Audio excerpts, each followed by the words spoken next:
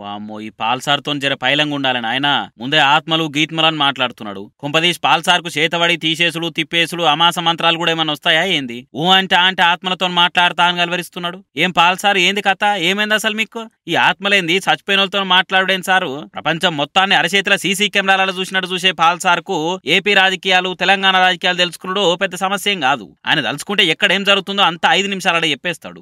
ఎట్లా అని క్వశ్చన్ లేదు సార్ చెప్పేస్తాడు అంతే. ఇగో అట్లనే మొన్న ఒకసారి వైఎస్ రాజశేఖర రెడ్డి ఆత్మతో మాట్లాడదాం అనుకున్నట. ఇడుపులపాయ కాడికి పోయి వైఎస్ఆర్ సమాధి కాడ కూర్చొని ఆయనతో శాంతి చర్చలు జరుపుదాం అనుకున్నాడట. అగో అట్లెందుకు అని అంటారా? ఏం లే రాజన్న రాజ్యం తీసుకొస్తా అని తెలంగాణలో పార్టీ పెట్టి ఇప్పుడు దాన్ని తీసుకుపోయి ఆంధ్ర కాంగ్రెస్ లో కలిపేసింది షర్మిల మేడం. ఇక ఆ ముచ్చట మీద మాట్లాడిన పాల్సారు, రాజారెడ్డి గారు కొడుకు రాజశేఖర రెడ్డి గారు నాకు బాగా పరిచయాలు గనక వాళ్ళ ఆత్మతో నేను కమ్యూనికేట్ చేయడానికి ప్రయత్నించాను. రాజశేఖర రెడ్డి గారు ఈరోజు బ్రతికుంటే షర్మిలాని ఏ విధంగా అడ్డుకునేవారు అన్న విషయం నాకు బయలుపడింది.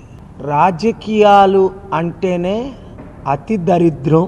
అసలు ఇంత దరిద్రం అయిన రాజకీయాలు 200 దేశాల్లో మన దేశంలో తప్ప ఇంక ఏ దేశాల్లో ఇంత డెమోక్రసీ పేరు మీద ఇంత ఘోరమైన దుస్థితికి రాజకీయాలు చేరుకుంటాయి అని నేను అనుకోలేదు. షర్మిల మేడం కాంగ్రెస్ కలవకుండా చేద్దామని బాగానే తిప్పలు పడ్డాడట. ఇక అట్లయితే కాదు ఇట్లయితే కాదని వైఎస్ రాజశేఖర రెడ్డితో కూడా చర్చలు జరుపుదాం అనుకున్నాడట. అదే వైఎస్ ఆత్మతోని. ఇక వైఎస్ పాల్సార్కు బాగా పరిచయం కాబట్టి ఆయన ఆత్మతోని కమ్యూనికేట్ చేసేందుకు తిప్పలు పడ్డాడట. కానీ కుదరలేదట. షర్మిల మేడం వాళ్ళ తాత రాజారెడ్డి నాయన రాజశేఖర రెడ్డి బతుకుంటే షర్మిలను ఎట్లా అడుక్కునేటోళ్ళో పాల్సార్కు అర్థమైందట. రాజకీయాలు అంటేనే ఇసొంటి ఉంటే అని చెప్తున్నాడు పాల్సారు. ఆయన ఇలాంటి ఈరమయ్యర తిరిగిన 200 దేశాలలో ఏడ కూడా ఇసొంటి రాజకీయాలు లేవట. అంత బాగానే ఉంది కానీ ఆత్మలతో మాట్లాడి చర్చలు జరపడేందో సమాజ్ కాక జనాలు జుట్టు వీక్కొని ఆలోచన చేస్తున్నారు. ఏమో అంత పాల్సార్కే తెలియాలి.